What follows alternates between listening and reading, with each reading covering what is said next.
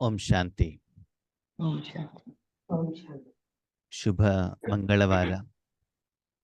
ಸದಾ ಮಂಗಲಕಾರಿಯಾಗಿರುವಂತಹ ಪರಮಾತ್ಮನ ದಿವ್ಯ ಜ್ಞಾನ, ಜೀವನ ನಡೆಸುವಂತಹ ಕಲೆ, ನಿಜವಾದ ಜೀವನವನ್ನ ಹೇಗೆ ಅನುಭವಿಸಬೇಕು ಹೇಳುವಂತ ಶಿಕ್ಷಣವನ್ನ ನಮಗೆ ಪರಮಾತ್ಮ ಕಳೆದ ಒಂದು ವಾರದಿಂದ ಕೊಡ್ತಾ ಇದ್ದಾರೆ. ಆ ಒಂದು ಮಹಾನ್ ವಿಶೇಷವಾದಂಥ ಕಾರ್ಯಕ್ರಮಕ್ಕೆ ಮಾನಸಿಕವಾಗಿ, ಶಾರೀರಿಕವಾಗಿ, ಆತ್ಮಿಕವಾಗಿ, ಮನಸ್ಪೂರ್ವಕವಾಗಿ ಭಾಗವಹಿಸ್ತಾ ಇರುವಂತಹ ತಮಗೆಲ್ಲರಿಗೂ ಕೂಡ ಪರಮಾತ್ಮನ ಕಡೆಯಿಂದ ಹಾರ್ದಿಕವಾದಂಥ ಸ್ವಾಗತ, ಸುಸ್ವಾಗತ ಮತ್ತು ಶುಭಾಶಯ. ತಮಗೆಲ್ಲರಿಗೂ ಒಳ್ಳೆಯದಾಗಲಿ, ಮಂಗಳವಾಗಲಿ, ಸದಾ ಮಂಗಲಕಾರಿಯಾದಂಥ ಭಗವಂತ ನಿಮಗೆ ಒಳ್ಳೆಯದನ್ನ ಮಾಡಲಿ. ಓಕೆ, ನಾವು ಕಳೆದ 2-3 ದಿನದಿಂದ ಪರಮಾತ್ಮನ ಕರ್ತವ್ಯದ ಬಗ್ಗೆ, ಪರಮಾತ್ಮನ ಪರಿಚಯ, ಪರಮಾತ್ಮನ ಧಾಮ, ಪರಮಾತ್ಮನಲ್ಲಿರುವಂಥ ಗುಣಲಕ್ಷಣಗಳು, ಇದರ ಬಗ್ಗೆ ಚರ್ಚೆ ಮಾಡ್ತಾ ಇದ್ವಿ. ಅದನ್ನೇ ಮುಂದುವರಿಸುವಂತ ಭಾಗ ಭಗವಂತನಿಗೆ ಸದ್ಗತಿದಾತ ಅಂತ ಹೇಳ್ತಾರೆ. ಸದ್ಗತಿದಾತ.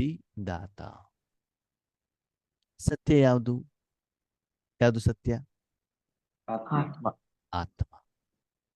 ಆತ್ಮಕ್ಕೇನ್ ಬೇಕು? ಶಾಂತಿ. ಶಾಂತಿ ಬೇಕಲ್ವಾ? ಸದ್ಗತಿ. ನಾವೇನ್ ತಿಳ್ಕೊಳ್ತೀವಿ? ಈ ಪ್ರಪಂಚದಿಂದ ನಾನು ಶರೀರ ಬಿಟ್ಬಿಟ್ಟು ಹೋಗ್ಬಿಟ್ರೆ ನಮ್ಗೆ ಮುಕ್ತಿ ಸಿಕ್ತು ಅಂತ ಹೇಳ್ತೀವಿ. ಸರಿ, ಆತ್ಮ ಶರೀರವನ್ನ ಬಿಟ್ಟು ಹೊರಗಡೆ ಹೋದಾಗ, ತನ್ನ ಪಾತ್ರವನ್ನು ಮುಗಿಸಿದಾಗ ಪರಮಧಾಮದಲ್ಲಿ ಆತ್ಮಗಳ ಲೋಕದಲ್ಲಿ ಹೋಗ್ಬಿಟ್ಟು ಕೂತ್ಕೊಳ್ತದೆ. ಆದರೆ ಆ ಆತ್ಮನಿಗೆ ಶರೀರ ಇಲ್ಲದೆ ಇರುವಂತ ಕಾರಣದಿಂದ ಯಾವುದೇ ಕರ್ಮನೂ ಆಗೋದಿಲ್ಲ, ಯಾವ ಕರ್ಮದ ಫಲನೂ ಸಿಗೋದಿಲ್ಲ, ಅನುಭವ ಆಗೋದಿಲ್ಲ, ಸುಮ್ಮನೆ ಕೂತ್ಕೊಂಡಿದೆ ಅಷ್ಟೇ. ಈಗ ನೀವು ಈ ಪ್ರಪಂಚಕ್ಕೆ ಬಂದಿದ್ದೀರಾ, ಶರೀರದೊಳಗಡೆ ಇದ್ದೀರಾ, ನಿದ್ರೆ ಮಾಡ್ತಾ ಇದ್ದೀರಾ, ನಿಮ್ಗೇನು ಅನುಭವ ಆಗತ್ತೆ? ಏನಾಗತ್ತೆ? ನಿದ್ರೆ ಅನುಭವ ಆಗತ್ತಾ? ನೀವು ನಿದ್ದೆಯಲ್ಲಿ ಇದ್ದೀವಿ ಅಂತ ಗೊತ್ತಾಗತ್ತಾ ನಿಮ್ಗೆ? ಇಲ್ವಲ್ಲ. ಸುಖದ ಅನುಭವನೂ ಇಲ್ಲ, ದುಃಖದ ಅನುಭವ ಇಲ್ಲ, ನೋವಿಲ್ಲ, ಏನೂ ಇಲ್ಲ. ಪ್ರಪಂಚದಲ್ಲಿ ಇದ್ದೀವಿ ಅಂತಾನೂ ಕೂಡ ಆ ಒಂದು ಅರಿವು, ಸ್ಮೃತಿನೂ ಕೂಡ ನಮಗೆ ಇರುವುದಿಲ್ಲ. ಹಾಗೆ ಸತ್ಯವಾದ ಗತಿ ಏನು ಅಂತಂದ್ರೆ, ಆತ್ಮ ಈ ಪ್ರಪಂಚಕ್ಕೆ ಬಂದಿರುವಂಥದ್ದು ಶಾಂತಿ, ಸುಖ, ಆನಂದ, ಪ್ರೀತಿ, ಸ್ನೇಹ, ಪವಿತ್ರತೆ, ಶಕ್ತಿ, ಇದನ್ನ ಅನುಭವ ಮಾಡ್ಲಿಕ್ಕೆ ಬಂದಿರುವಂಥದ್ದು. ಹಾಗಿದ್ರೆ ಹೇಗೆ ಅನುಭವ ಮಾಡೋದು? ಯಾವ ವಿಧದ ಮೂಲಕ ಅನುಭವ ಮಾಡೋದು? ಯಾರ ಮೂಲಕ ಅನುಭವ ಮಾಡುವಂಥದ್ದು? ಹೇಳುವಂಥ ಜ್ಞಾನವನ್ನ, ವಿಧಿವಿಧಾನವನ್ನ ತಿಳಿಸುವಂತ ವ್ಯಕ್ತಿ, ಶಕ್ತಿ ಪರಮಾತ್ಮ. ಹಾಗಾಗಿ ಸತ್ಗತಿ. ಅಲ್ಲಿ ಹೋಗ್ಬಿಟ್ಟು ತಲುಪಿಸ್ತಾರೆ. ನೋಡು ಮಗು, ನಿನಗೆ ಬೇಕಾಗಿರೋದು ಇಲ್ಲಿದೆ. ಚಿಕ್ಕ ಮಗು ಎಲ್ಲೋ ಒಂದ್ ಕಡೆ ಹೋಗ್ಬೇಕು, ಸ್ಕೂಲಿಗೆ ಹೋಗ್ಬೇಕು ಅಂತಂದ್ರೆ ಮಗು ಗೊತ್ತಿಲ್ದಿದ್ದಾಗ ಅಮ್ಮ ಕೈ ಹಿಡ್ಕೊಂಡ್ಬಿಟ್ಟು ಹೋಗ್ಬೇಕಾಗ್ತದೆ, ಸ್ಕೂಲ್ ಬಸ್ಸಲ್ಲಿ ಕಳಿಸ್ಬೇಕಾಗ್ತದೆ. ಹಾಗೆ ಪರಮಾತ್ಮ ಆತ್ಮಿಕ ತಂದೆಯಾಗಿ, ಮಗು ನನ್ನ ಮನೆಗೆ ಬಾ, ಮನಸ್ಸಿನಿಂದ ಬಾ, ನನ್ನಲ್ಲಿರುವಂತ ಆಸ್ತಿಯನ್ನು ನೀನು ಅನುಭವಿಸು, ಬೇಕಾದಷ್ಟು ಅನುಭವಿಸು, ಬೇರೆಯವರಿಗೂ ಅದನ್ನು ಕೊಡುವಂಥವನಾಗುವಂತೆ ಬಿಟ್ಟು ಭಗವಂತ ಆ ವಿಷಯವನ್ನು ತಿಳಿಸ್ತಾರೆ. ಅದಕ್ಕಾಗಿ ಆತ್ಮೀಯರೇ, ಬಂಗಾರ ಮಾಡೋದು, ಬಿಲ್ಡಿಂಗ್ ಕಟ್ಟೋದು, ಮಕ್ಕಳನ್ನು ದೊಡ್ಡ ಮಾಡೋದು, ಅವರನ್ನು ಸಾಕೋದು, ಇದು ಸತ್ಯವಾದ ಗತಿಯಲ್ಲ. ಸತ್ಯವಾದ ಗತಿ ಯಾವುದು? ಇದೆಲ್ಲ ಶರೀರಕ್ಕೆ ನೀವು ಮಾಡಿರುವಂಥದ್ದು ಜವಾಬ್ದಾರಿ. ಆದರೆ ಆತ್ಮಕ್ಕೆ ಬೇಕಾಗಿರುವಂಥದ್ದು ಯಾವುದು? ಅದನ್ನ ತಿಳಿಸಿಕೊಡುವುದರ ಮೂಲಕ, ಅದನ್ನು ಪಡೆದುಕೊಳ್ಳಿಕ್ಕೆ ನಾವೇನು ಮಾಡಬೇಕು ಹೇಳುವಂತ ವಿಷಯವನ್ನು ಕೂಡ ನಮಗೆ ಭಗವಂತ ತಿಳಿಸ್ತಾನೆ. ಅದಕ್ಕೆ ಭಗವಂತನಿಗೆ ಹೇಳ್ತಾರೆ ಸದ್ಗತಿದಾತ. ಅಲ್ಲಿ ನಮ್ಮ ಮನಸ್ಸನ್ನು ತಲುಪಿಸಿದಾಗ ನಮಗನ್ಸತ್ತೆ, ಹೌದಪ್ಪ, ನನಗೇನೋ ಸಿಕ್ಕಿದೆ. ಆತ್ಮೀಯರೇ, ಇಷ್ಟು ದಿನದ ನಿಮ್ಮ ಜೀವನವನ್ನ ನೀವು ಅವಲೋಕನವನ್ನು ಮಾಡಿದಾಗ, ಜನ್ಮ ಪಡ್ಕೊಂಡಿದ್ದೀರಿ, ದೊಡ್ಡವರಾಗಿದ್ದೀರಿ, ಶ್ರೀಮಂತರಾಗಿದ್ದೀರಿ, ಬೇರೆ ಬೇರೆ ಕೆಲಸ, ಕಾರ್ಯ, ಸಂಬಂಧ, ಕುಟುಂಬ, ಸಂಸಾರ ಎಲ್ಲ ಇದೆ. ಅದು ಒಳಗಡೆ ಏನೋ ಒಂದು ಹೇಳ್ತಾ ಇತ್ತು, ನನಗೆ ಬೇಕಾಗಿರೋ ಸಿಗ್ತಾ ಇಲ್ಲ ಅಲ್ವಾ? ಅದನ್ನು ಪಡ್ಕೊಳ್ಳಿಕ್ಕೆ ಪೂಜೆ ಮಾಡಿದ್ವಿ, ಪುನಸ್ಕಾರ, ತೀರ್ಥಯಾತ್ರೆ, ಯಾವ್ಯಾವ್ದು ಆಧ್ಯಾತ್ಮಿಕ ಸಂಘ ಸಂಸ್ಥೆಗಳಿಗೆ ಹೋಗ್ಬಿಟ್ಟು ಮೆಡಿಟೇಷನ್ಸ್, ಆಮೇಲೆ ಪ್ರಾಣಾಯಾಮ, ಶಾರೀರಿಕ ವ್ಯಾಯಾಮ, ತಪಸ್ಸು, ಮಂತ್ರ ಏನೇನೇನೇನು ಮಾಡಿದ್ರು ಕೂಡ ಇಲ್ಲ ನನಗೆ ಇಲ್ಲಿ ಸಿಗ್ತಾ ಇಲ್ಲ, ಇಲ್ಲ ನನಗೆ ಸಿಗ್ತಾ ಇಲ್ಲ. ಏನು ನಾನು ಹುಡುಕ್ತಾ ಇದ್ದೇನೋ ಅದು ಸಿಗ್ತಾ ಇಲ್ಲ ಹೇಳುವಂತ ಒಂದು ಭಾವ, ತೊಳಲಾಟ, ಆಂತರಿಕವಾದಂತಹ ಒಂದು ವೇದನೆ ನಮಗೆಲ್ಲರಿಗೂ ಇತ್ತು. ಆದರೆ ಯಥಾರ್ಥವಾಗಿ ಭಗವಂತನೇ ಬಂದ್ಬಿಟ್ಟು ತನ್ನ ಸ್ವಪರಿಚಯವನ್ನ ತಿಳಿಸಿ ಅದರ ಪ್ರಕಾರ ನಮ್ಮ ಮನಸ್ಸನ್ನ ಪರಮಾತ್ಮನಲ್ಲಿಟ್ಟಾಗ ಅವಾಗ ಅನ್ಸಾಗತ್ತೆ, ಎಸ್ ನನಗೇನು ಬೇಕಿತ್ತು ಅದು ನನಗೆ ಇವಾಗ ಸಿಕ್ಕಿದೆ. ಇನ್ನು ಹೇಗೆ ಪಡ್ಕೊಳ್ಬೇಕು ಅದು ನಿಮಗೆ ಬಿಟ್ಟಿರೋದು ವೈಯಕ್ತಿಕವಾಗಿ. ಇಷ್ಟು ಸಾಧನೆಯನ್ನ ಮಾಡ್ಬೇಕು, ಏನ್ ಮಾಡ್ಬೇಕು ಅಂದ್ರೆ ಬಾಯಾರಿಡಿದವನಿಗೆ ನೀರು ಬೇಕು, ನೀರು ಸಿಕ್ಕಿದೆ, ಸಮುದ್ರ ಸಿಕ್ಕಿಬಿಟ್ಟಿದೆ. ಎಷ್ಟು ನೀವು ಕುಡಿತೀರೋ ಅಲ್ಲಿಂದ ನೀರು ತೆಗೆದುಕೊಂಡು ಹೋಗ್ಬಿಟ್ಟು ಯಾರು ಬಾಯಾರಿದದ್ದು ಕೊಡ್ತೀರೋ ಅದು ನಿಮ್ಗೆ ನಿಮ್ಮ ಕೆಪಾಸಿಟಿ ಯೋಗ್ಯತೆಗೆ ಬಿಟ್ಟಿರೋದು. ಅದಕ್ಕಾಗಿ ಆತ್ಮಿಕ ಜೀವನದ ನಿಜವಾದಂತ ಗುರಿ ನನಗೇನು ಬೇಕು, ಎಲ್ಲಿ ಸಿಗತ್ತೆ, ಸತ್ಯವಾದ ಗತಿಯನ್ನ ಕೊಡುವಂಥವನು ಪರಮಾತ್ಮ. ಯಾಕಂದ್ರೆ ಆ ಗುಣ, ಆ ವಿಶೇಷತೆ ಇರೋದು ಅವನಲ್ಲಿ ಮಾತ್ರ. ಆತ್ಮೀಯರೇ, ಒಂದು ವಿಷಯ ಅರ್ಥ ಮಾಡ್ಕೊಳ್ಳಿ. ಬಾಯಾರಿರುವಂತ ಆತ್ಮ ನೀರು ಬೇಕು ಅಂತ ಬಿಟ್ಟು ಹೇಳ್ತಾನೆ, ಅಂದ್ರೆ ಶಾರೀರಿಕವಾಗಿ. ಅವನಿಗೆ ಎಷ್ಟು ಚೆನ್ನಾಗಿರೋ ಟೀ, ಕಾಫಿ, ಬೋರ್ನ್ವಿಟಾ, ಬೂಸ್ಟ್, ಹಾಲು, ಬಾದಾಮ್ ಮಿಲ್ಕ್ ಕೊಟ್ಟನು ಕೂಡ ಅವ್ನು ಖುಷಿ ಆಗ್ತಾನೋ ಆಗಲ್ಲ? ಆಗುದಿಲ್ಲ. ಅವನಿಗೇನ್ ಬೇಕು? ನೀರು ಬೇಕು. ಅಲ್ವಾ? ನಮ್ಮ ಬೆಂಗಳೂರಿನ ಜನರಿಗೆ ಮುದ್ದೆ ಮತ್ತು ಅವರೆಕಾಳು ಸಾಂಬಾರೇ ಬೇಕು. ಉಳಿದಿದ್ದು ಎಷ್ಟು ವೆರೈಟಿ ಬೇಕಾದ್ರೂ ಅಡುಗೆ ಕೊಡ್ಲಿ ಅವರಿಗೆ ಸಂತೃಪ್ತಿ ಆಗೋದಿಲ್ಲ. ಜನವರಿ ತಿಂಗಳು ಬರಬೇಕು, ಡಿಸೆಂಬರ್ ತಿಂಗಳು ಬರಬೇಕು, ಬಿಸಿ ಬಿಸಿ ಮುದ್ದೆ ಮತ್ತೆ ಅವರೆಕಾಳು ಸಾಂಬಾರ್ ಅಂದ್ರೆ ಮೃಷ್ಟಾನ್ನ ಭೋಜನ ಅಲ್ವಾ? ಯಾಕೆ ಹೇಳಿ ಅದನ್ನು ತಿಂದುಬಿಟ್ಟು ಪ್ರಾಕ್ಟೀಸ್ ಆಗ್ಬಿಟ್ಟಿದೆ ಚಿಕ್ಕ ವಯಸ್ಸಿನಿಂದನೇ ಅಲ್ವಾ? ಹಾಗೇನೆ ಎಲ್ಲರಿಗೂ ಹಾಗೆ ಅಂತಲ್ಲ, ಮುಖ್ಯವಾಗಿ ಬೆಂಗಳೂರು ಸುತ್ತಮುತ್ತಲು ಇರುವಂತ ಜನರಿಗೆ. ಹಾಗೆ ಇಲ್ಲಿ ಭಗವಂತ ಏನ್ ಹೇಳ್ತಾರೆ, ಸತ್ಯವಾದ ಗತಿಯನ್ನ ಕೊಡುವಂಥವನು ನಾನು. ಓಕೆ, ನೆಕ್ಸ್ಟ್ ಭಗವಂತನಿಗೆ ಹೇಳಲಾಗ್ತದೆ, ಸುಖಕ್ಕೆ ಸಬ್ಕೆ ಸುಖಕ್ಕೆ ದಾತಾ ಹೈ, ಎಲ್ಲರಿಗೂ ಸುಖವನ್ನ ಕೊಡುವಂಥವನು. ಇಂದ್ರಿಯ ಸುಖ ಅಲ್ಲ, ಆತ್ಮಿಕ ಸುಖ.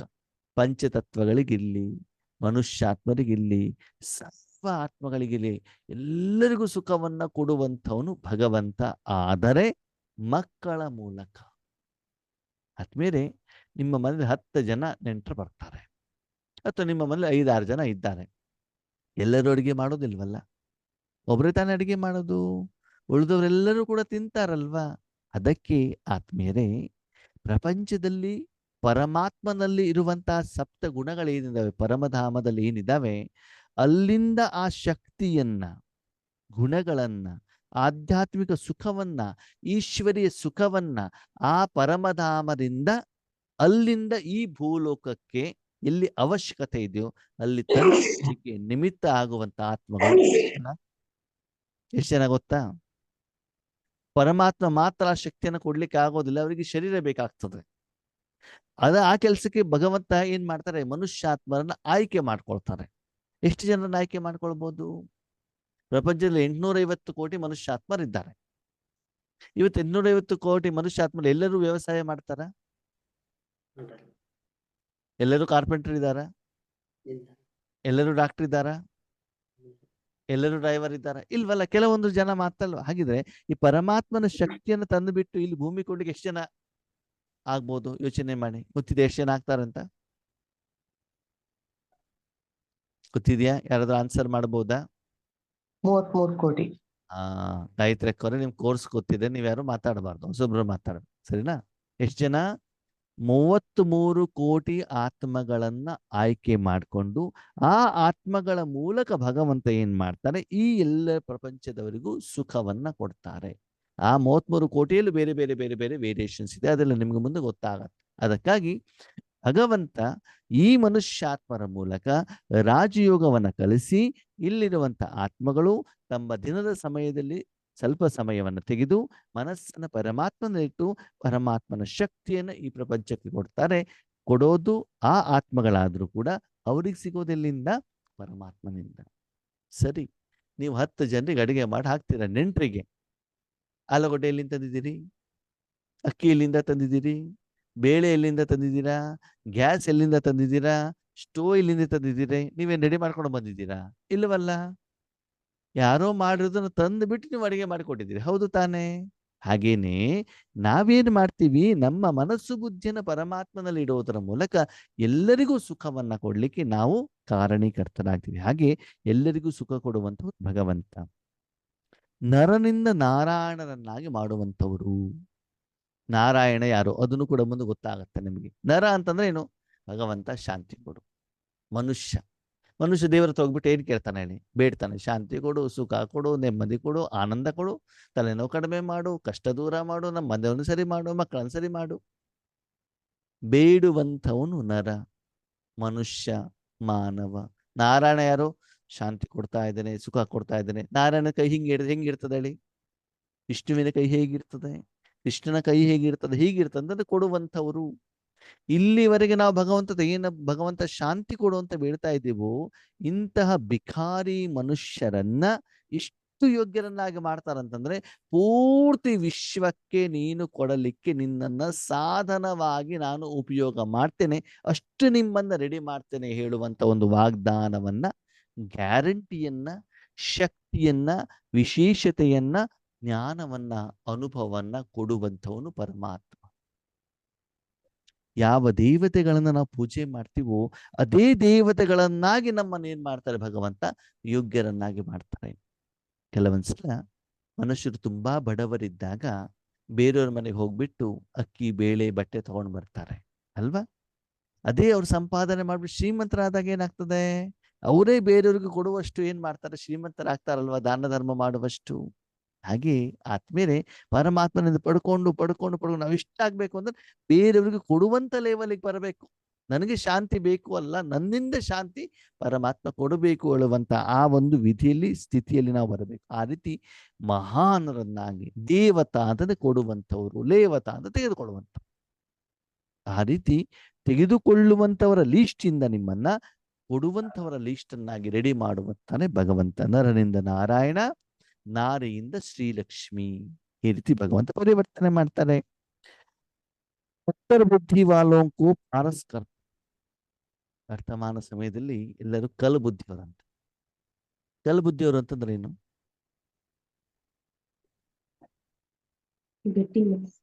ಆ ಕಲ್ ಬುದ್ಧಿಯವರು ಅಂತ ಯಾರನ್ನ ಹೇಳ್ತಾರೆ? ಅಜ್ಞಾನಿಗಳನ್ನ. ಆ ಅಜ್ಞಾನಿಗಳನ್ನ. ಅಜ್ಞಾನಿಗಳನ್ನು. ಓಕೆ, ಕಲ್ಲು ಅಂತ ಯಾಕೆ ಹೇಳಿದ್ದಾರೆ? ಎಷ್ಟು ಹೇಳಿದ್ರು ಅರ್ಥ ಆಗದು. ಕಲ್ಲು ಹೇಳಿ. ಮಂದ ಬುದ್ಧಿ, ಮನಸ್ಸು ಬುದ್ಧಿ. ಕಲ್ಲು ಬುದ್ಧಿ ಯಾಕೆ ಅಂತಂದ್ರೆ, ಕಲ್ಲಿನ ಮೇಲೆ ಒಂದು 10 ಲೀಟರ್ ನೀರ್ ಹಾಕಿ ಕಲ್ಲು ಎಳ್ಕೊಳತ್ತದೋ ಎಳ್ಕೊಳಲ್ವೋ? ನೀರನ್ನ ಕಲ್ಲು ಎಳ್ಕೊಳಲ್ವೋ? ಹೇಳ್ಕೊಳಲ್ಲ. ಹೇಳ್ಕೊಳಲ್ಲ. ಅಂದ್ರೆ ಅವ್ರಿಗೆ ನೀವು ಎಷ್ಟಾದ್ರೂ ಜ್ಞಾನ ಹೇಳಿ ಅವ್ರು ಸ್ವೀಕಾರ ಮಾಡೋದಿಲ್ಲ. ಇವಾಗಿನ ಜನರೇಷನ್ ಮಕ್ಕಳಿಗೆ ನೋಡಿ, ನೀವು ಎಷ್ಟಾದ್ರೂ ಒಳ್ಳೇದೇ ಹೇಳಿ, ಡೋಂಟ್ ಕೇರ್, ಮೊಬೈಲ್ ಬೇಕು ಅಂತ ಬೇಕು ಅಷ್ಟೇ. ಏನ್ ಗೋರ್ಕಲ್ಲ ಮೇಲೆ ಮಳೆ ಸುರಿದಂತೆ ಅಲ್ವಾ?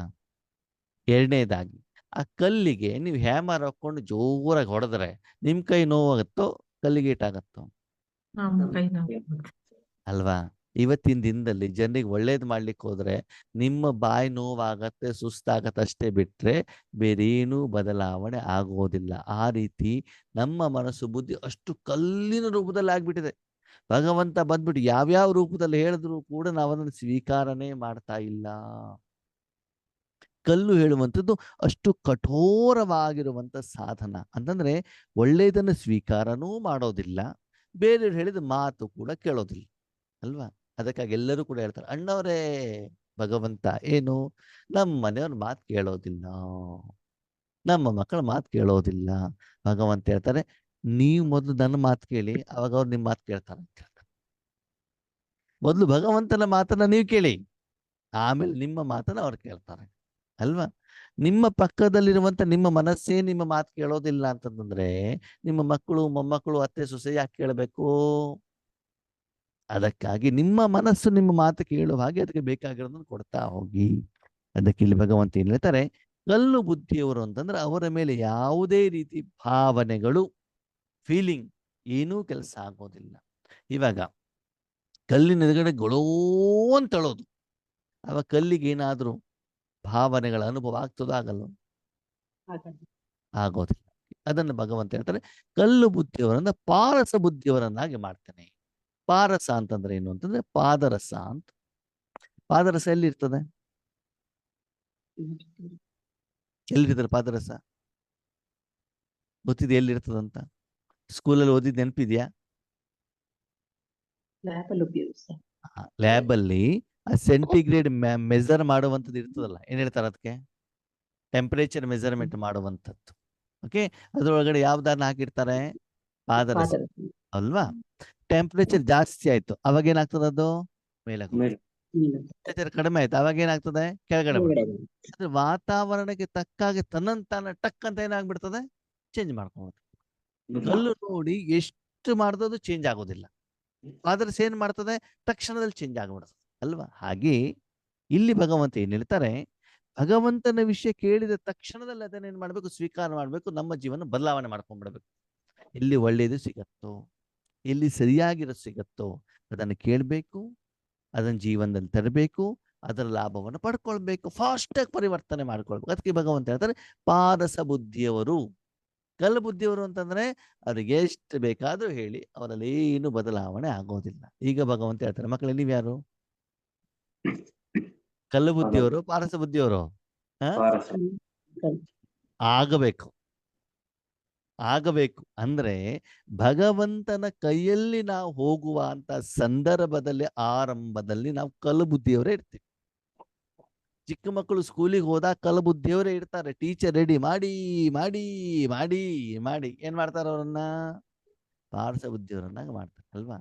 ನಮ್ಮನೆಯಲ್ಲಿ, ನಮ್ಮೂರಲ್ಲೆಲ್ಲ ಗಣೇಶನನ್ನ ಏನ್ ಮಾಡ್ತಾರೆ? ಜೇಡಿ ಮಣ್ಣಿನಿಂದ ಮಾಡ್ತಾರೆ. ಮಣ್ಣು ಹೆಂಗಿರ್ತದೆ?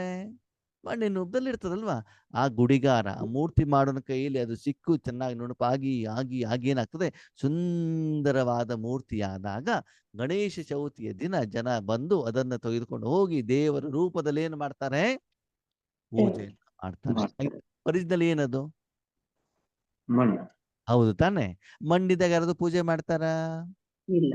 ಇಲ್ಲ ತಾನೆ? ಎಲ್ಲೋ ಕೊಳಕಲ್ಲು ನೀರಿನಲ್ಲಿ ಇರ್ತದದು. ಆದ್ರೆ ಅದು ಯಾರ್ದೋ ಒಬ್ಬರ ಕೈಯಲ್ಲಿ ಸಿಕ್ಕಿದಾಗ, ದೊರೆತಾಗ ಅವನ ಜಾಣ್ಮೆ, ಅವನ ವಿಶೇಷತೆ, ಅವನ ಗುಣಲಕ್ಷಣಗಳಿಂದ ಅವನದು ಸುಂದರವಾದಂತ ಮೂರ್ತಿ ರೂಪದಲ್ಲಿ ಪರಿವರ್ತನೆ ಮಾಡಿದಾಗ ಆ ಮೂರ್ತಿಯನ್ನು ಇಟ್ಬಿಟ್ಟು ಏನ್ ಮಾಡ್ತಾರೆ? ಚಕ್ಕುಲಿ, ಉಂಡೆ, ಕಡುಬು, ಪಂಚಕಜ್ಜಾಯ, ಹಣ್ಣುಗಳು, ತರಕಾರಿ ಎಲ್ಲ ತಂದ್ಬಿಟ್ಟು ಇಷ್ಟು ಚೆನ್ನಾಗಿ ನೈವೇದ್ಯವನ್ನ ಮಾಡ್ಬಿಟ್ಟು ಅದಕ್ಕೆ ಗೌರವವನ್ನ ಕೊಡ್ತಾರೆ. ಜನ ಬಂದ್ಬಿಟ್ಟು ಅದೇ ಎದುರುಗಡೆ ನಮಸ್ಕಾರವನ್ನ ಮಾಡ್ತಾರೆ ಅಲ್ವಾ? ಹಾಗೆ ಆದ್ಮೇಲೆ ವರ್ತಮಾನ ಸಮಯದಲ್ಲಿ ನಾವು ಕೂಡ ಹಾಗೆ ಆಗ್ಬಿಟ್ಟಿದ್ದೇವೆ. ಕಲ್ಲು ಬುದ್ಧಿಯವರು ಬಾಯಿ ತೆಗೆದ್ರೆ ಸಿಟ್ಟು, ಅವ್ರು ಸರಿ ಇಲ್ಲ, ಇವ್ರು ಸರಿ ಇಲ್ಲ. ಆ ಯಾವಾಗ್ಲೂ ನಮ್ಮಿಂದ ಏನಾಗುತ್ತೆ? ಬಾಯಿಲ್ಲ ಮಾತಾಡ್ದಿದ್ರು ಕೂಡ ಮನಸ್ಸಿನಲ್ಲಿ ಯಾವಾಗ್ಲೂ ಕೂಡ ಬೇರೆಯವ್ರ ಬಗ್ಗೆ ಕೆಟ್ಟದನ್ನ ಯೋಚನೆ ಮಾಡೋದೇನೆ. ಅಂತಹ ಆತ್ಮರನ್ನ ಭಗವಂತ ಏನು ಮಾಡ್ತಾನೆ? ನಿಮ್ಮ ಜೀವನವನ್ನ ಅವರ ಕೈಯಲ್ಲಿ ಕೊಟ್ಟಾಗ ಆ ಭಗವಂತ ನಿಮ್ಮನ್ನ ಏನ್ ಮಾಡ್ತಾರೆ? ಕಲ್ಲು ಬುದ್ಧಿಯವರಿಂದ ಪಾರಸ ಬುದ್ಧಿಯವರನ್ನಾಗಿ ಮಾಡ್ತಾರೆ. ಅಷ್ಟು ಸುಂದರವನ್ನಾಗಿ ಮಾಡ್ತಾರೆ. ಅಷ್ಟು ಮಾಡ್ಬೇಕು ಅಂತಂದ್ರೆ ನಾವು ಮನಸ್ಸನ್ನ ಭಗವಂತನ ಕೈಯಲ್ಲಿ ಕೊಡಬೇಕು, ಕೊಡಬಾರ್ದು? ಕೊಡ್ಬೇಕಲ್ವಾ? ನೋಡಿ, ಒಂದು ಕಬ್ಬಿಣ ಇರ್ತದೆ. ಕಬ್ಬಿಣ ಹೆಂಗಿರ್ತದೆ? ಹಾರ್ಡ್ ಹಾರ್ಡ್ ಆಗಿ. ಅದಕ್ಕೆ ಹ್ಯಾಮರ್ ಹೊಡೆದ್ರೆ ಹೆಂಗಿರ್ತದೆ? ನಾವ್ ಅನ್ಕೊಂಡಿ ಶೇಪ್ ಬರುತ್ತೆ, ಬರೋದಿಲ್ಲ, ಕಾಯಿಸ್ಬೇಕಲ್ವಾ? ಹಾಗೆ ನೀವು ಹ್ಯಾಮರ್ ಹೊಡೆದ್ರೆ ಏನಾಗೋದಿಲ್ಲ, ಕೈಗೆ ನೋವು ಬರ್ತದೆ. ಅದನ್ನು ಒಳ್ಳೆ ಬೆಂಕಿಯಲ್ಲಿ ಚೆನ್ನಾಗಿ ಬಿಸಿ ಮಾಡಿದಾಗ ಅದೇನಾಗ್ತದೆ? ನೀರಾಗ್ತದೆ. ಏನಾಗ್ತದೆ? ನೀರು ಹಾಕಿದಾಗ ಆ ನೀರನ್ನ ನೀವು ಯಾವ್ಯಾವುದೋ ಒಂದು ವಸ್ತುವಿನಲ್ಲಿ, ಕೆಲವೊಂದು ಏನಾಗ್ತದೆ ಅಂತಂದ್ರೆ ಮೋಲ್ಡ್ ಇರುವಂತದ್ದು ಐಟಮ್ಗಳು ಇರ್ತವೆ. ಅದ್ರಲ್ಲಿ ಹಾಕಿದಾಗ ಸ್ಕ್ರೂವಿನ ಮೋಲ್ಡ್ ಆಗಿದ್ರೆ ಸ್ಕ್ರೂ ಆಗ್ತದೆ, ಮೊಳೆ ಆಣಿ ಇದ್ರಲ್ಲಿ ಆಗಿದ್ರೆ ಆಣಿ ಆಗ್ತದೆ, ಪಾತ್ರೆ ಆಗ್ತದೆ. ನೀರಾದಾಗ ಅದನ್ನು ಹಿಂಗಬೇಕು ನಾವೇನ್ ಮಾಡ್ಕೊಳ್ಬಹುದು? ಪರಿವರ್ತನೆ ಮಾಡ್ಕೋಬಹುದು. ಹಾಗೇನೆ ಇವತ್ತು ನಮ್ಮ ಮನಸ್ಸು ಬುದ್ಧಿ ಆದ್ಮೇಲೆ ಕಲ್ಲು ಬುದ್ಧಿ ಆಗ್ಬಿಟ್ಟಿದೆ, ಕಬ್ಬಣ ಆಗ್ಬಿಟ್ಟಿದೆ ಅಲ್ವಾ? ಅದನ್ನ ಭಗವಂತ ರಾಜಯೋಗದ ಅಗ್ನಿಯಲ್ಲಿ ಅದನ್ನು ಇಟ್ಟು ಅಷ್ಟು ನೀರಿನ ರೂಪದಲ್ಲಿ ಮೃದು ಮಾಡಿ ಆಮೇಲೆ ಹೇಗೆ ಬೇಕೋ ಅದನ್ನ ಏನ್ ಮಾಡ್ತಾರೆ? ಅದನ್ನ ಪರಿವರ್ತನೆ ಮಾಡುವಂತ ಶಕ್ತಿ, ಯೋಗ್ಯತೆ ಈ ಪ್ರಪಂಚದಲ್ಲಿ ಕೇವಲ ಪರಮಾತ್ಮನಲ್ಲಿ ಮಾತ್ರ ಇದೆ. ಅದು ರಾಜಯೋಗದಿಂದ ಮಾತ್ರ ಸಾಧ್ಯ. ಬೆಂಕಿಯ ಒಳಗಡೆ ಏನ್ ಮಾಡ್ಬೇಕಾಗತ್ತೆ? ಆ ಕಬ್ಬಿಣವನ್ನ ಹಾಕ್ಬೇಕಾಗ್ತದೆ. ಹಾಗೆ ನಮ್ಮ ಮನಸ್ಸು ಬುದ್ಧಿಯನ್ನು ಕೂಡ ಪರಮಾತ್ಮನ ಒಳಗಡೆಗೆ ಹಾಕಿದಾಗ, ಇಟ್ಟಾಗ ಏನಾಗ್ತದೆ? ಕಲ್ಲು ಬುದ್ಧಿಯ ಮನಸ್ಸು ಪಾರಸ ಬುದ್ಧಿ. ಅಂದ್ರೆ ನಿರಾಕಾರ ಕರ್ಮವಾದ್ರೂ ಕೂಡ ಪ್ರಪಂಚದ ಬೇರೆ ಬೇರೆ ಉದಾರ ವಸ್ತುವನ್ನ ತೆಗೆದುಕೊಳ್ಳೋದರ ಮೂಲಕ ತಿಳಿಸುವಂತ ಪ್ರಯತ್ನವನ್ನ ಭಗವಂತ ನಮ್ಗೆ ಮಾಡ್ತಾ ಇದ್ದಾರೆ. ಮುಂದೆ ಜ್ಞಾನಾಮೃತಿಗೆ ಸಾಗರ ಹೇ. ಭಗವಂತ ಏನು ಕೊಡ್ತಾರಂತೆ? ಜ್ಞಾನದ ಅಮೃತ. ಏನು ಕೊಡ್ತಾ ಇದ್ದಾರೆ? ಜ್ಞಾನಾಮೃತ. ಭಗವಂತ ಜ್ಞಾನದ ಟೀ ಅಂತ ಯಾಕೆ ಹೇಳಲಿಲ್ಲ? ಜ್ಞಾನದ ಹಾಲು ಅಂತ ಯಾಕೆ ಹೇಳಲಿಲ್ಲ? ಜ್ಞಾನದ ಕಾಫಿ ಅಂತ ಯಾಕೆ ಹೇಳಲಿಲ್ಲ? ಜ್ಞಾನದ ಅಮೃತ ಅಂತ ಯಾಕೆ ಹೇಳಿದ್ರು? ಯಾಕೆ ಹೇಳಿದ್ರು? ಅದು ತಗೊಂಡ್ರೆ ಸಾವಿಲ್ಲ. ಅಮೃತ ಕುಡಿದಾಗ ಸತ್ತೋದನ್ನು ಬದುಕು ಕುತ್ಕೊಂಡ್ಬಿಡ್ತಾರಂತೆ. ಜೀವನ ಮಾಡಬೇಕು ಅಂತ ಅನ್ಸತ್ತಂತೆ. ಇನ್ನೂ ಸ್ವಲ್ಪ ಈ ಪ್ರಪಂಚಕ್ಕೆ ಇರಬೇಕು ಅಂತ ಬಿಟ್ಟು ಅನ್ಸತ್ತೆ. ನಮ್ಮ ಜೀವನವನ್ನು ಶ್ರೇಷ್ಠ ಮಾಡಿ ಬೇರೆಯವ್ರಿಗೂ ಒಳ್ಳೇದು ಮಾಡ್ಬೇಕು ಅಂತ ಅನಿಸುತ್ತೆ. ಅಮೃತ ಮೃತ ಅಂತಂದ್ರೆ ಭಗವಂತ ಯಾವಾಗಪ್ಪ ಕರ್ಕೊಂಡು ಹೋಗ್ತೀಯ? ಸಾಕಪ್ಪ ಸಾಕು, ಈ ಕುಟುಂಬ ಈ ಮಕ್ಕಳ ಜೊತೆಗೆ ಇರ್ಲಿಕ್ಕೆ ಆಗೋದೇ ಇಲ್ಲ. ಆಫೀಸಲ್ಲಿ ಬಾಸ್ ಯಾವಾಗ್ಲೂ ಬೈತಾ ಇರ್ತಾರೆ. ಯಾವಾಗ ನೋಡಿದ್ರು ಮಂಡಿ ನೋವು, ತಲೆನೋವು, ಕೈ ನೋವು, ಕಾಲು ನೋವು, ಹಣಕಾಸಿನ ಸಮಸ್ಯೆ. ಯಾವಾಗಪ್ಪ ಕರ್ಕೊಂಡು ಹೋಗ್ತೀಯ ಅಂತ ಮನಸ್ಸಲ್ಲಿ ಸಂಕಲ್ಪ ಬಂತು, ಯೋಚನೆ ಬಂತು, ಮೃತ. ಸಾಯ್ಲಿಕ್ಕೆ ಇಷ್ಟಪಡ್ತಾ ಇದ್ದೀರಿ. ಇಲ್ಲ ಇಲ್ಲ ಇಲ್ಲ, ನಾವು ಈಶ್ವರ ಜ್ಞಾನ ಪಡ್ಕೊಳ್ಬೇಕು, ಸುಖದ ಅನುಭವ ಮಾಡಬೇಕು, ಬೇರೆಯವ್ರಿಗೂ ಕೊಡಬೇಕು, ನಮ್ಮ ಸಮಸ್ಯೆನ ಪರಿಹಾರ ಮಾಡಬೇಕು, ಬೇರೆಯವ್ರ ಸಮಸ್ಯೆ ಪರಿಹಾರ ಮಾಡ್ಲಿಕ್ಕೂ ನಾವು ನಿಮಿತ್ತ ಆಗ್ಬೇಕು, ನಮ್ಮ ಸಾಲ ಎಲ್ಲ ಎಲ್ಲೇ ತೀರಿಸ್ಕೊಳ್ಬೇಕು, ಇಲ್ಲ ಅಂದ್ರೆ ಮುಂದೆ ಶಿಕ್ಷೆ ಅನುಭವಿಸ್ಬೇಕಾಗ್ತದೆ ಅಂತ ಬಿಟ್ಟು ಈ ರೀತಿ ನಿಮ್ಮ ಮನಸ್ಸಿನಲ್ಲಿ ಯೋಚನೆಯನ್ನು ಮಾಡಿ ಪ್ರತಿದಿನ ಧ್ಯಾನವನ್ನು ಕುಡಿದಾಗ ನಿಮ್ಗೆ ಅಮೃತ ಅಂತ ಅನ್ಸ್ಬೇಕು. ಅಂದ್ರೆ ಆದ್ಮೇಲೆ ಸರಾಯಿಯನ್ನ ಕುಡಿದಾಗ ಆರೋಗ್ಯ ಹಾಳಾಗತ್ತೆ, ಔಷಧಿ ಕುಡಿದಾಗ ಆರೋಗ್ಯ ಸರಿ ಹೋಗತ್ತಲ್ವ. ಹಾಗೆ ಏನು ಭಗವಂತನಿಂದ ಜ್ಞಾನವನ್ನು ಕೇಳಿದಾಗ ನಿಮ್ಗೇನ್ ಅನ್ಸುತ್ತೆ? ಅಮೃತ ರೂಪದಲ್ಲಿ ಆತ್ಮಿಕ ಮತ್ತು ಮಾನಸಿಕ ಕಾಯಿಲೆಗಳು ದೂರ ಆಗ್ಬೇಕು, ಜೀವನ ನಡೆಸಬೇಕು ಹೇಳುವಂತ ಮನೋಭಾವ ನಿಮ್ಮಲ್ಲಿ ಬರಬೇಕು. ಈಗ ಹೇಳಿ, ಒಂದು ವಾರದಿಂದ ಏನ್ ಕೇಳ್ತಾ ಇದ್ದೀರಿ? ಜ್ಞಾನದ ಟೀ ಕಾಫಿನೋ ಜ್ಞಾನಾಮೃತನೋ? ಜ್ಞಾನಾಮೃತ. ಯಾವ್ದಕ್ ಶರೀರಕ್ಕೆ ತಿನ್ನಿಸ್ತಾ ಇದ್ದೀರೋ, ಕುಡಿಸ್ತಾ ಇದ್ದೀರೋ, ಆತ್ಮಕ್ಕೆ ಕುಡಿಸ್ತಾ ಇದ್ದೀರೋ? ಆತ್ಮಕ್ಕೆ. 5:15 6 ಗಂಟೆವರೆಗೆ ಜ್ಞಾನ ಅಮೃತ, ಸರಿನಾ? 6 ಗಂಟೆ 5 ನಿಮಿಷದಲ್ಲಿ ಟೀ ಕಾಫಿ ಎಲ್ಲ ಬರ್ತದೆ. ಯಾವ್ದಕ್ಕೆ? ಶರೀರಕ್ಕೆ, ಅಲ್ವಾ? ಅದಕ್ಕಾಗಿ ಭಗವಂತ ಹೇಳ್ತಾರೆ, ಮಕ್ಕಳು ಎರಡನ್ನೂ ಚೆಕ್ ಮಾಡ್ಕೊಳ್ಳಿ. ಜ್ಞಾನಾಮೃತ ಕೇಳಿದಾಗ ಇಷ್ಟು ಖುಷಿ ಆದ್ರೆ ಇನ್ನು ಆ ಜ್ಞಾನಾಮೃತ ಕುಡಿದು ಬಿಟ್ರೆ ಎಷ್ಟು ಖುಷಿ ಆಗ್ಬಿಡ್ತದೆ ಅಲ್ವಾ? ಒಂದು ವಾರದಲ್ಲಿ ಕೇಳ್ತಾ ಇದ್ದೀವಿ ನಾವಷ್ಟೇ, ಹಾಗಿದೆ ಹೀಗಿದೆ, ಪರಮಾತ್ಮ ಹೀಗಿದ್ದಾರೆ, ಮನಸ್ಸನ್ನಿಟ್ಟು ಹಾಗಾಗತ್ತೆ ಹೀಗಾಗತ್ತೆ ಅಂದ್ರೆ. ಇವತ್ತೇನಾಗಿದೆ, ಭಗವಂತ ಯೋಗೇಶ್ವರನ ಮೂಲಕ ಜಹಾಂಗೀರ್ ಹೆಂಗಿರ್ತದ ಅಂತ ಹೇಳ್ತಾ ಇದ್ದಾರೆ. ಏನು ಹೇಳ್ತಾ ಇದ್ದಾರೆ? ಬರೀ ಕೇಳ್ಬಿಟ್ಟೆ ಖುಷಿ ಆಗ್ಬಿಟ್ರೆ ಇನ್ನು ತಿಂದ್ರೆ ಹೆಂಗಿರ್ತದೆ, ನೀವು ಮಾಡಿದ್ರೆ ಹೇಗಿರ್ತದೆ, ಬೇರೆಯವ್ರು ತಿನ್ನಿಸಿದ್ರೆ ಹೇಗಿರ್ತದೆ, ಎಷ್ಟು ಚೆನ್ನಾಗಿರ್ತದೆ ಅಲ್ವಾ? ಹಾಗೆ ಜ್ಞಾನಾಮೃತವನ್ನ ತಿನ್ನಿಸುವಂಥವರು ಯಾರಾಗಿದ್ದಾರೆ? ಭಗವಂತ. ಸತ್ ಚಿತ್ ಆನಂದ ಸ್ವರೂಪ, ಅವರು ಸತ್ಯ ಮತ್ತು ಚಿತ್ತ ಬುದ್ಧಿಯ ಮೂಲಕ ಆನಂದವನ್ನ ಕೊಡುವಂಥವ್ರು.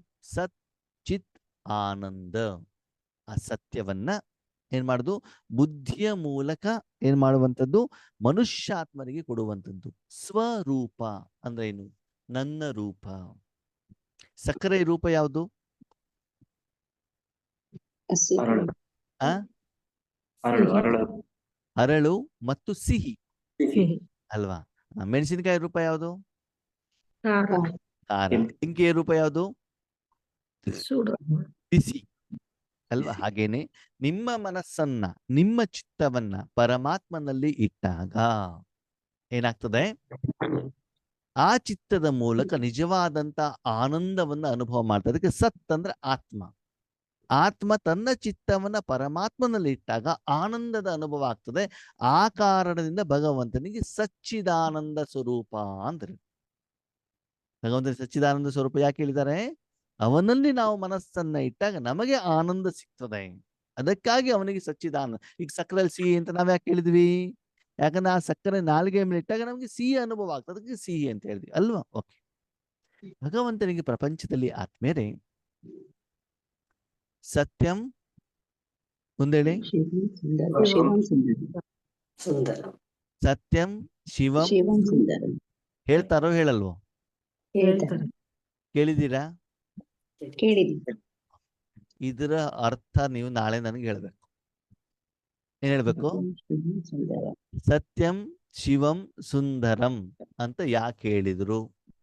ಮೊದಲನೇ ಪ್ರಶ್ನೆ. ಎರಡನೇದು, ಸತ್ಯಂ ಅಂತ ಯಾಕೆ ಹೇಳಿದ್ರು? ಸತ್ಯ ಶಿವ ಸುಂದರ ಅಂತ ಹೇಳ್ಬೋದಿತ್ತಲ್ವಾ?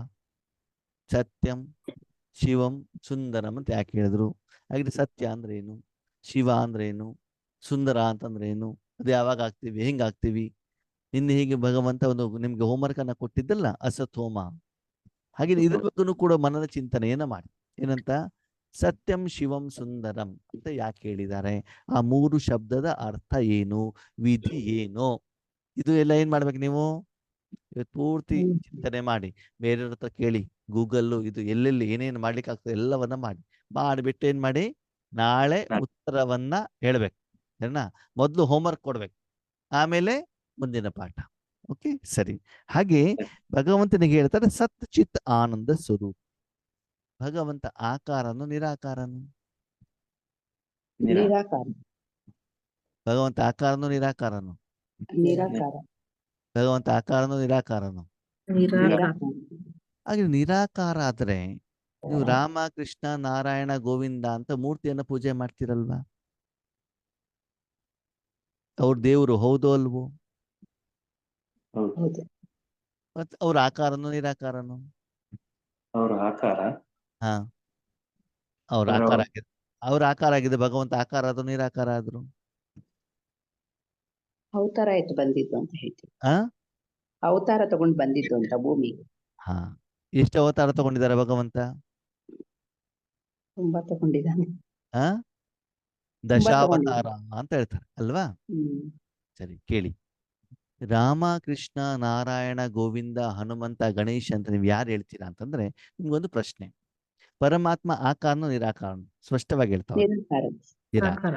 ಭಗವಂತ ಆತ್ಮ ಸ್ವರೂಪ ತಾನೆ? ಹೌದು.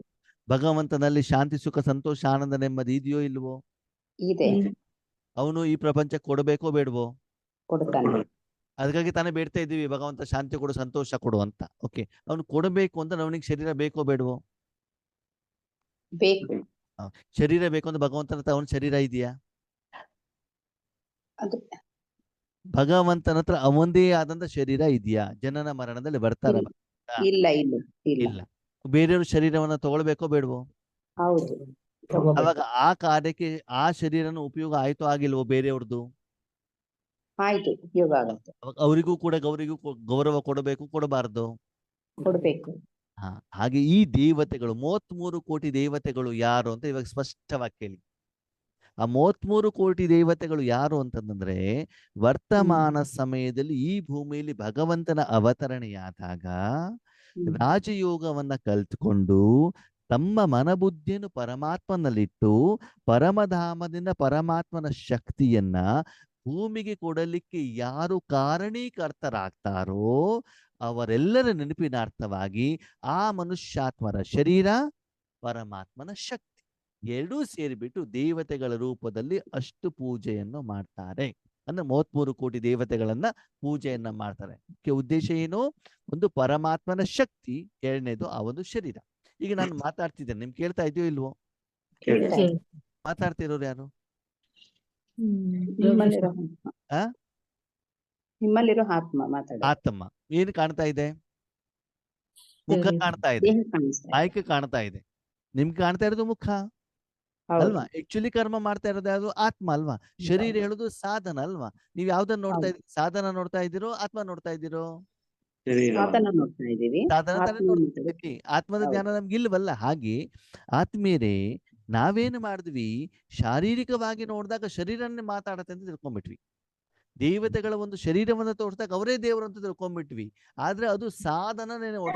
ಒಳಗಡೆಯಿಂದ ಕರ್ಮ ಮಾಡುವಂತವನು ಯಾರು?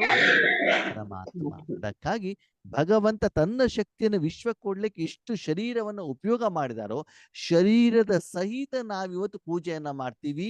ನೀವು ಕಾರಣೀಕರ್ತರಾದಿ ನಮ್ಗೆ ಶಾಂತಿಯನ್ನು ಕೊಡ್ಲಿಕ್ಕೆ ಅಂತ. ಹೇಗೆ ನಿಮ್ಗೆ ಜನ್ಮ ಕೊಟ್ಟಂತ ಅಪ್ಪ ಅಮ್ಮನ ಫೋಟೋ ಇಟ್ಕೊಂಡ್ಬಿಟ್ಟು ಇವತ್ತು ಕೂಡ ಪೂಜೆ ಮಾಡ್ತಿರೋ ಮಾಡಲ್ವೋ? ಅವರು ಶರೀರ ಬಿಟ್ಟಿರಬಹುದು, ಸಮಾಧಿ ಮಾಡಿ, ಯಾಕಂದ್ರೆ ಅವ್ರು ಜನ್ಮ ಕೊಟ್ಟಿದಾರಲ್ಲ. ಹಾಗೇನೆ ಈ ಪ್ರಪಂಚದಲ್ಲಿ ನಮಗೆ ಯಾವಾಗ ಭಗವಂತ ಆ ಪ್ರೀತಿಯನ್ನ ಶಾಂತಿಯನ್ನ ಕೊಟ್ಟಿದಾರೋ ಅವರ ನೆನಪಿನಾರ್ಥವಾಗಿ ಪರಮಾತ್ಮ ಸಹಿತ ಆ ಶರೀರಧಾರಿಗಳನ್ನು ಕೂಡ ನಾವೇನ್ ಮಾಡ್ತೀವಿ? ಪೂಜೆಯ ಮೂಲಕ, ಗಾಯನೆಯ ಮೂಲಕ, ಮಂತ್ರದ ಮೂಲಕ ಕೊಡುವಂತ ಗೌರವ.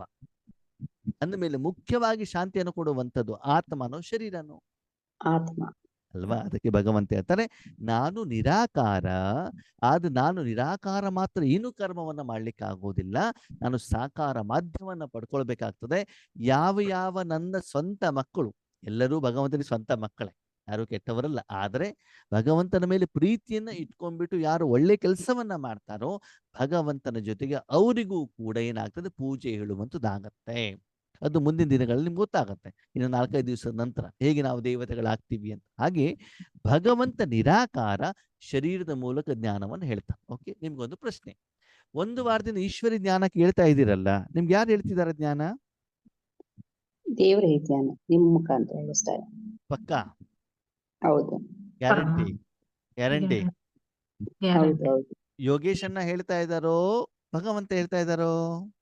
ಭಗವಂತ ನಿಮ್ಮ ಮೂಲಕ ದೇಹನ ಸಾಧನ ಮಾಡ್ಕೊಂಡು ಹೇಳ್ತಾರೆ.